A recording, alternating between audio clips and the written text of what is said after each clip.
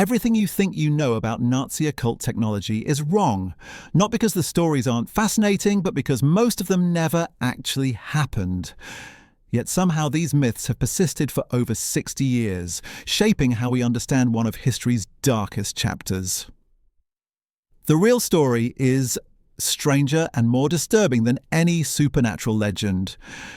In 1960, a book called The Morning of the Magicians hit shelves across Europe. Half conspiracy theory manifesto, half occult fever dream, it dedicated its entire second section to claiming the Nazis had harnessed supernatural forces to develop wonder weapons. The book was sensational, under-researched, and wildly successful. It spawned an entire genre of Nazi occult literature that continues today, each new author recycling the claims of the last as building a mythology on wholly spurious facts. British historian Nicholas Goodrick Clarke spent years untangling this mess. What he found was both disappointing and revealing.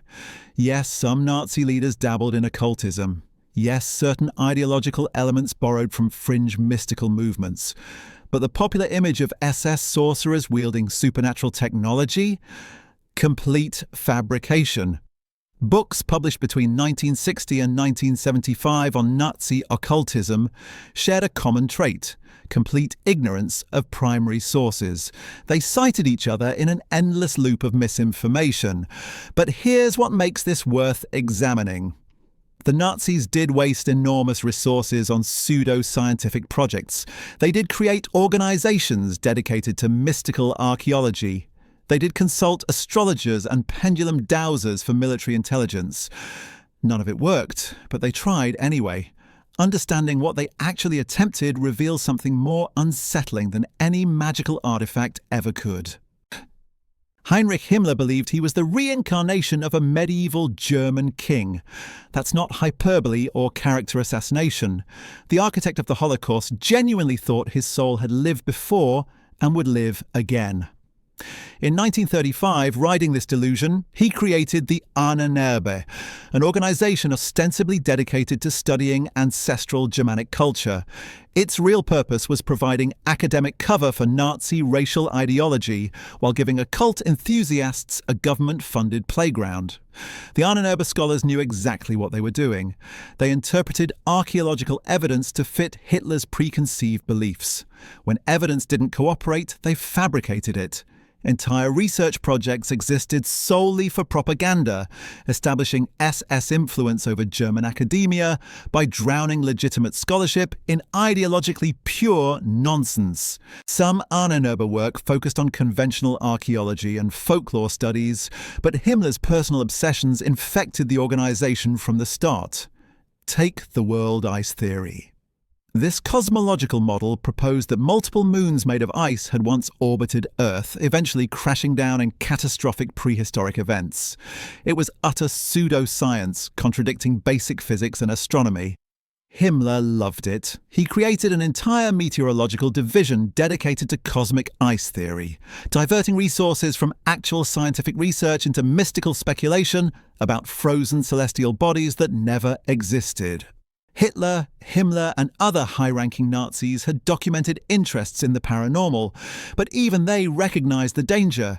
They worried constantly that over-reliance on occult beliefs would distract Germans from National Socialist doctrine itself.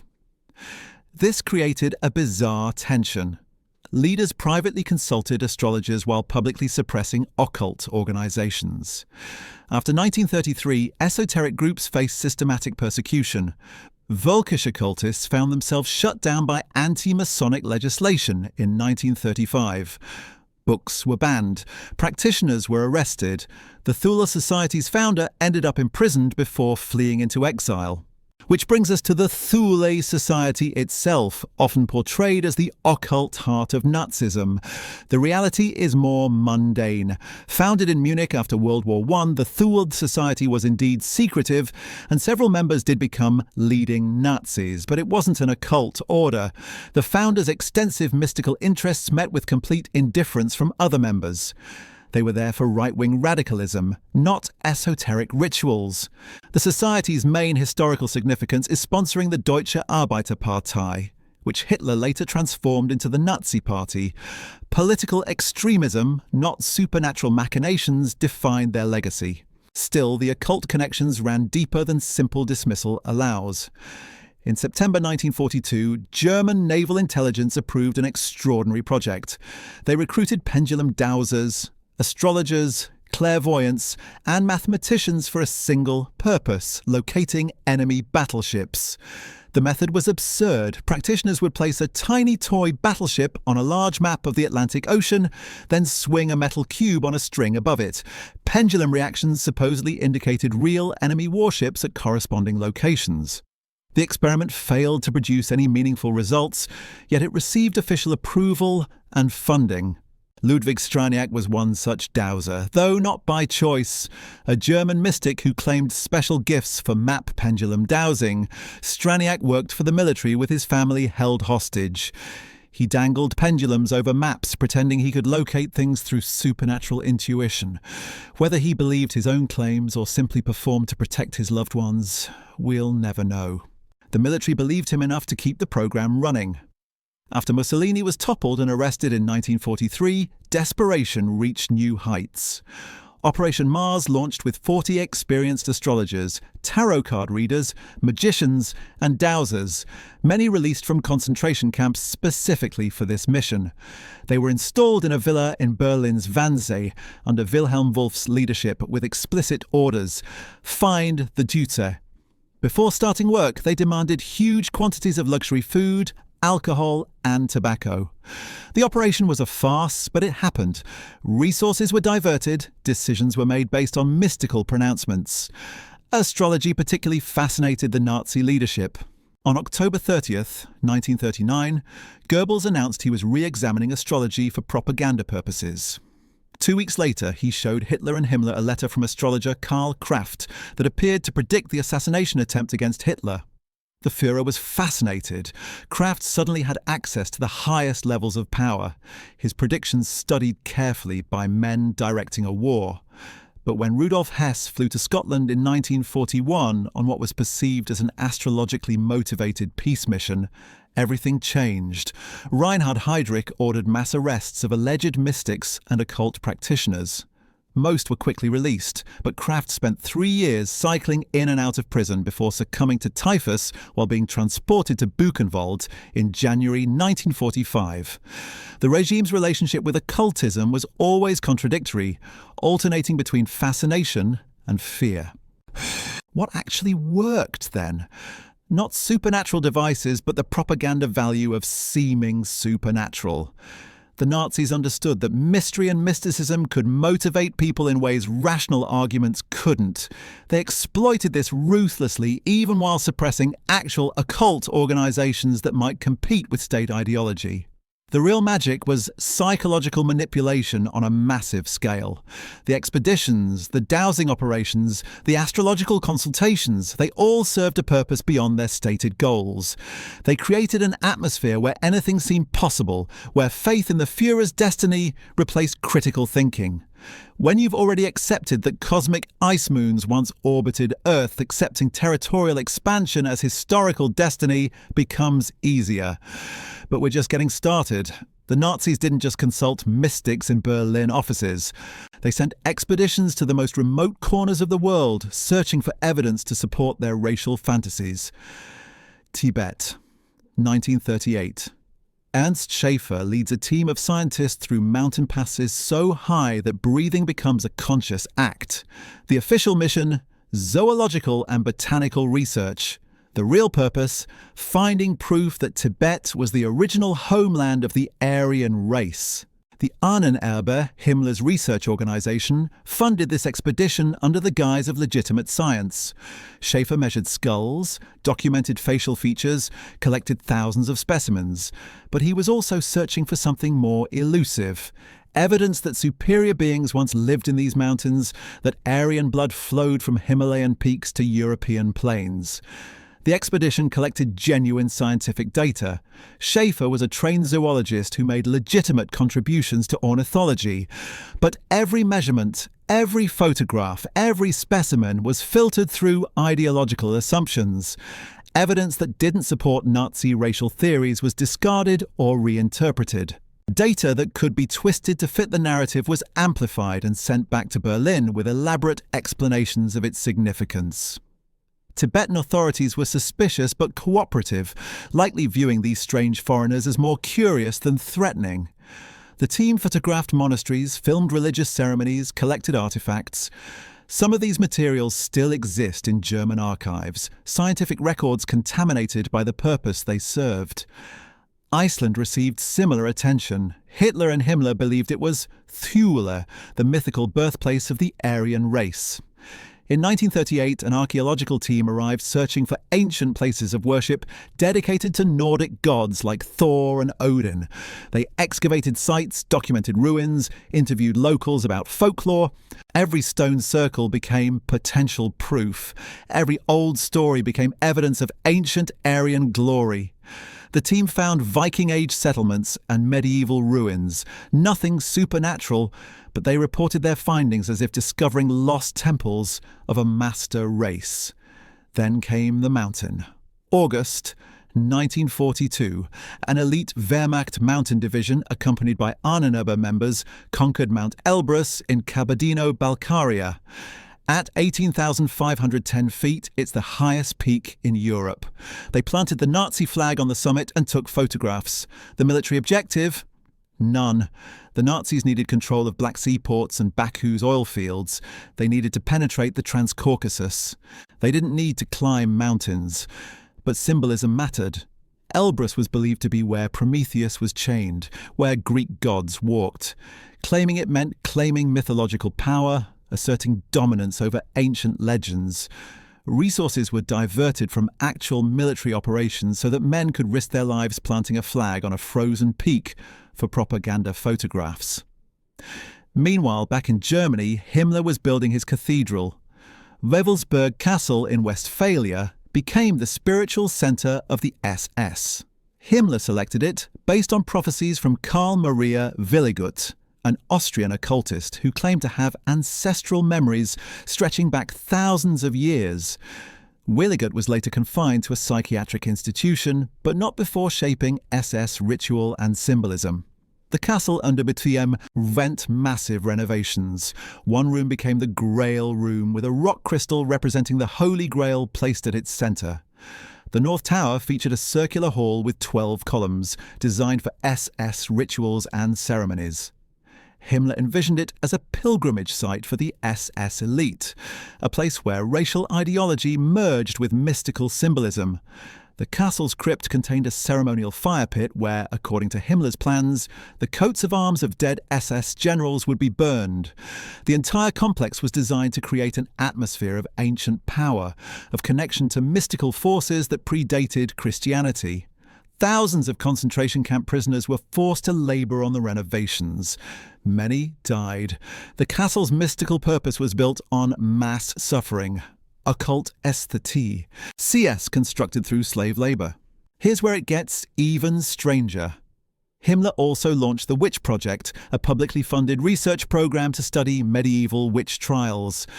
His theory was that witches were actually wise women preserving ancient Germanic knowledge, persecuted by the Christian Church for maintaining pagan traditions. He ordered SS researchers to comb through trial records across Europe, documenting every accusation, every torture, every execution. The project collected over 33,000 files. The stated goal was understanding ancient Germanic spirituality.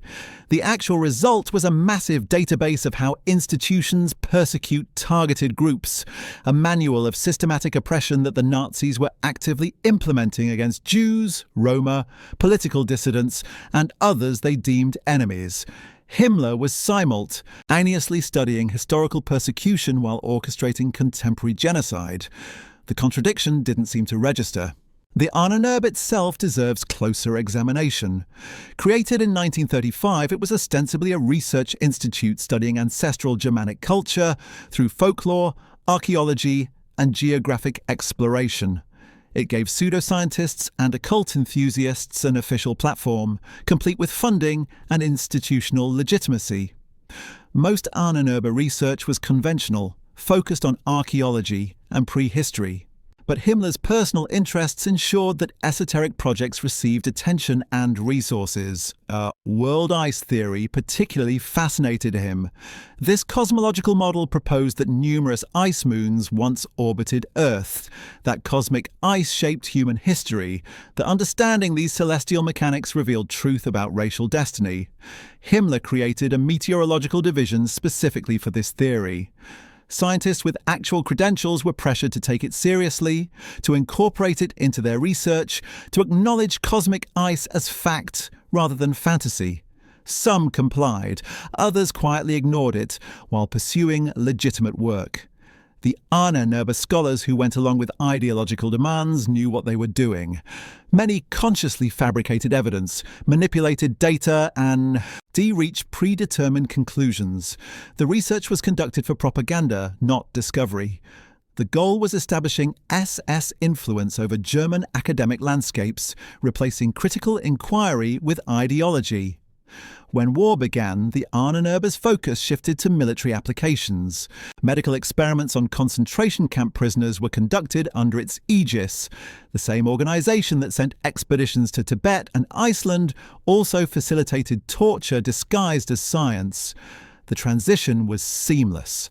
Once you've decided that certain lives matter less, that ideology trumps ethics, that ends justify means, everything becomes permissible.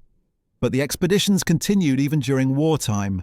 Resources were allocated to mystical pursuits while soldiers lacked basic supplies. Units were diverted to climb mountains for symbolic victories while actual battles were lost. The Nazi leadership's obsession with occult validation actively hindered military effectiveness. Historian Michael Neufeld documented how these exotic projects wasted money and expertise that could have been directed toward practical weapons or defensive strategies. The Reich poured resources into wonder weapons and mystical expeditions, achieving neither supernatural power nor military advantage. Yet the expeditions served their purpose. They created mythology, generated propaganda, reinforced the narrative that Nazis were destined for greatness by cosmic forces. They made believers feel part of something larger than mere politics or military conquest. And that belief, that sense of mystical destiny, motivated people to commit atrocities they might otherwise have questioned. The real magic was always psychological. The psychological dimension extended beyond expeditions and research institutes. It penetrated everyday military operations in ways that sound absurd until you examine the documentation. September 1942. German naval intelligence approved a project that recruited pendulum dowsers, astrologers, clairvoyants, and mathematicians for submarine warfare. The method was straightforward. Place a tiny toy battleship on a large map of the Atlantic Ocean. Swing a metal cube on a string above it. When the pendulum reacts, supposedly that indicates the presence of real enemy battleships at that location. Actual military resources were allocated to this. Ludwig Straniak was the primary dowser involved, a German mystic who claimed special gifts for map pendulum dowsing. His participation wasn't entirely voluntary. The Reich held his family hostage, forcing compliance. He dangled pendulums over maps while naval officers watched, hoping supernatural vibrations would reveal convoy positions that reconnaissance couldn't find. The experiment failed completely. No meaningful results were produced.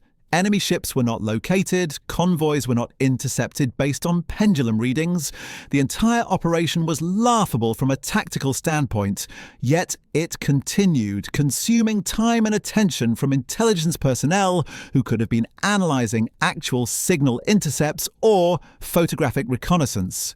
Why would military leadership approve something so obviously ineffective? Because belief overrides evidence when you need it badly enough.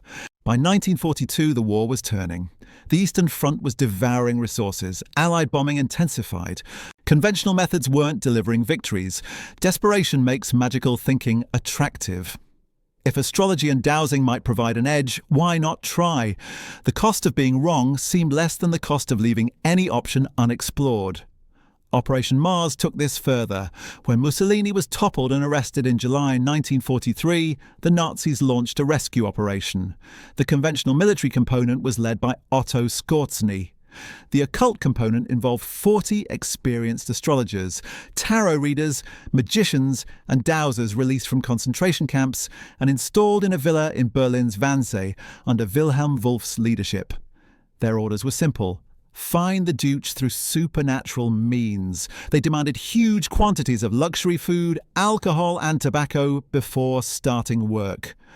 The Reich provided it. Desperate times justified any expense, any indulgence, any absurdity. They consulted cards and charts and pendulums while Mussolini was held at various locations across Italy. The occultists never found him. Scorzny's commandos did, through conventional intelligence gathering and military action. The mystical consultants contributed nothing except propaganda material suggesting the rescue was cosmically destined. But the Reich maintained these operations even as resources grew scarce. Astrology received particular attention. On October 30th, 1939, Goebbels announced plans to re-examine astrology for propaganda purposes. 2 weeks later, he showed Hitler and Himmler a letter from Karl Kraft that appeared to have predicted the assassination attempt against the Führer. The prediction fascinated Hitler enough that Kraft was brought into the propaganda ministry's orbit. Kraft's trajectory illustrates the dangers of playing with power through mysticism. Initially welcome for his apparent prophetic abilities, he quickly became expendable when political winds shifted.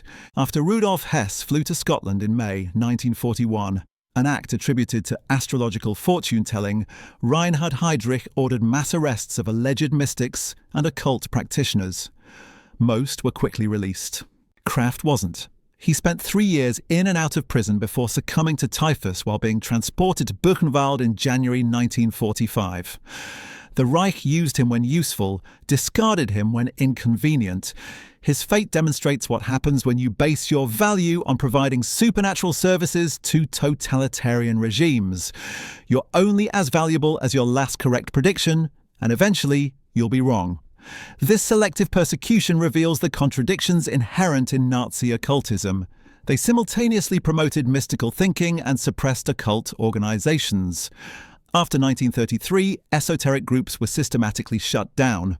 The Thule Society, despite its connection to the Nazi Party's origins, was suppressed. Anti-Masonic legislation in 1935 closed many Völkisch occultist groups. The founder of the Thule Society saw his book prohibited, was arrested and imprisoned, then fled into exile. The pattern was consistent. Mysticism was acceptable only when controlled by the state, directed towards state purposes, filtered through Nazi ideology. Independent esoteric thought was dangerous. Organizations with their own mystical frameworks couldn't be tolerated. Only occultism that reinforced Nazi narratives was permitted. This created a bizarre situation where certain types of magic were officially promoted, while other types were criminally prosecuted. Himmler could fund world ice theory research while simultaneously arresting astrologers. Dowsers could be employed by naval intelligence while tarot readers were sent to camps. The determining factor wasn't whether the practice was occult, but whether it served regime interests. The Thule Society story deserves particular attention because it illustrates how mythology grows around historical organizations. Popular accounts describe it as a deeply occult order whose mystical practices influenced Nazi ideology. The reality was more mundane. Founded in Munich after World War I, it was primarily a right-wing political organization committed to radical nationalism. The founder had extensive occultist interests, but most members were indifferent to esoteric matters. They were focused on politics, not magical rituals. Several Thule Society members did go on to become leading Nazis. The organization sponsored the Deutsche Arbeiterpartei, which Hitler later reorganized into the Nazi Party. This connection is real and documented. But the Thule Society's influence came from Mehmet's political activities and networking, not from mystical ceremonies or occult teachings. The founder's esoteric interests were essentially irrelevant to the organization's actual function and impact. Yet popular books and documentaries consistently describe the Thule Society as an occult powerhouse that shaped Nazi ideology through magical means. This exaggeration serves multiple purposes. It makes the Nazi rise seem more mysterious and dramatic. It suggests hidden forces beyond conventional politics. It provides simple explanations for complex historical phenomena. And it sells books. Historian Nicholas Goodrick Clark documented how Nazi occult literature from 1960 to 1975 was typically sensational and under-researched. Authors ignored primary sources, repeated inaccuracies from previous books, and made wild claims based on spurious facts. Each new book built on errors from earlier ones until abundant literature existed describing an occult Nazi regime that never actually existed in the form described. The origin point for much of this mythology was the 1960 book The Morning of the Magicians, which devoted half its pages to Nazi occult connections. It was conspiratorial, speculative, and influential. Subsequent authors treated its claims as established fact, elaborating further without checking original sources. This pattern repeated across dozens of books, articles, and documentaries. The Nazi mysteries genre became self-sustaining, with each work citing previous works as sources without returning to original documents. What emerged was a feedback loop of escalating claims disconnected from historical evidence. The real story is actually more interesting than the mythology. The Nazis did pursue pseudo-scientific projects. They did waste resources on absurd theories. They did attempt to weaponize mysticism for propaganda. But none of it worked. Every single occult project failed to deliver results. The pendulum dowsers never found enemy ships. The astrologers made predictions that proved wrong more often than random chance.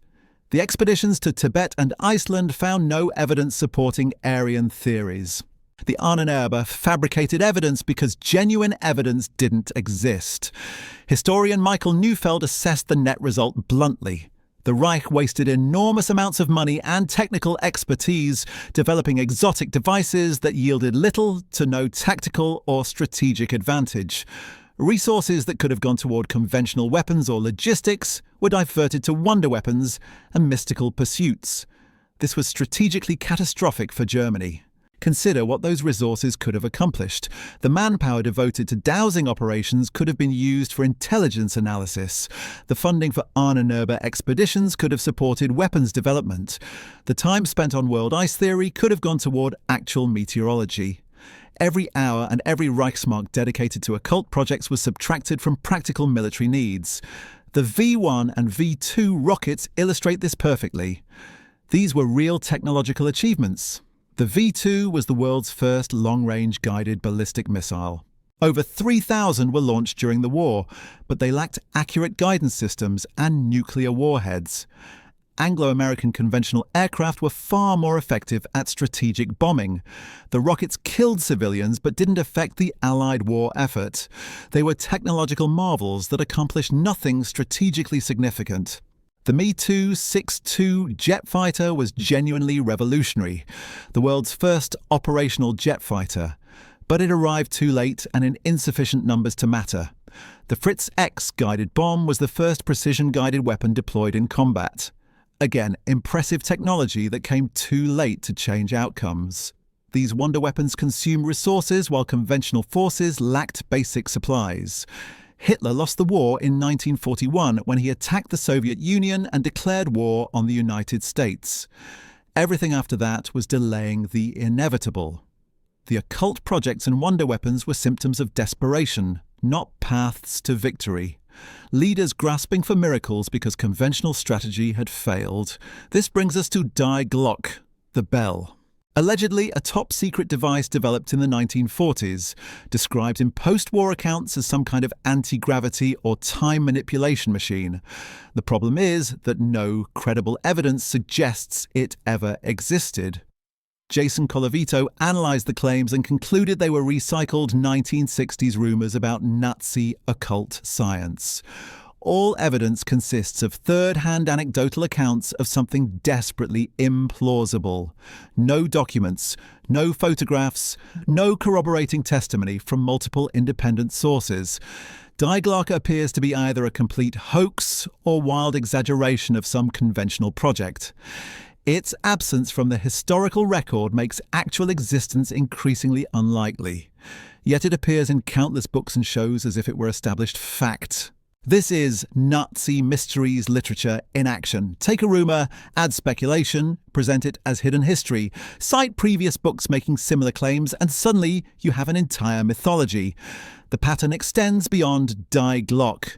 Claims about Nazi bases in Antarctica, stories about recovered alien technology, legends about Hitler escaping to South America, each unsupported by solid evidence but endlessly repeated until they feel true through sheer repetition. The Nazis become villains with supernatural powers rather than criminals with conventional weapons. Why does this mythology persist? Partly because it's dramatic. Ordinary evil is harder to process than mystical evil. If the Nazis had magic powers, their rise seems more explicable. If they pursued ancient artifacts and secret weapons, their threat appears more exotic. The reality that they were humans using industrial technology for genocide is more disturbing than any occult fantasy. There's also a market incentive. Nazi occult content sells. Books, documentaries, video games, movies.